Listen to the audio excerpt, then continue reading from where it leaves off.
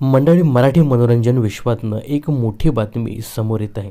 कारण एका लोकप्रिय मराठमोळ्या अभिनेत्रीवर गुन्हा दाखल झालाय आणि तिला कधीही अटक होऊ शकते. तर कोण आहे ही अभिनेत्री आणि काय आहे हे प्रकरण, हे या व्हिडिओमध्ये जाणून घेऊया.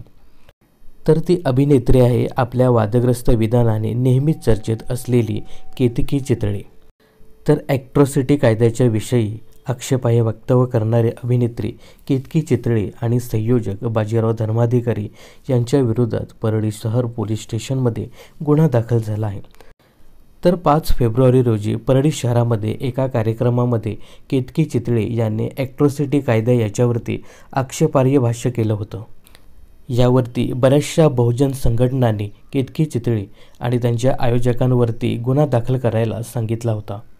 अखेर 4 दिवसानंतर ब्राह्मण ऐक्य परिषदेचे संयोजक बाजीराव धर्माधिकारी आणि केतकी चितळे या दोघांच्या विरोधात गुन्हा दाखल करण्यात आला आहे. कलम 295 तसेच कलम 505(2) यांच्या अंतर्गत या दोघांवरही गुन्हा दाखल करण्यात आला आहे. या गुन्ह्याअंतर्गत या दोघांनाही कधीही अटक होऊ शकते. केतकी चितळे ही नेहमीच तिच्या आक्षेपार्ह वक्तव्यामुळे चर्चेत असते. या अगोदर सुद्धा केतकी चितळे ही एकदा जेलमध्ये जाऊन आली आहे. तर केतकी चितळेविषयी तुम्हाला काय सांगायचं आहे हे कमेंट्स करून नक्की सांगा. मनोरंजन क्षेत्रातील अशाच फिल्मी अपडेट्स जाणून घेण्यासाठी चॅनलला सबस्क्राईब आणि फॉलो करायला विसरू नका.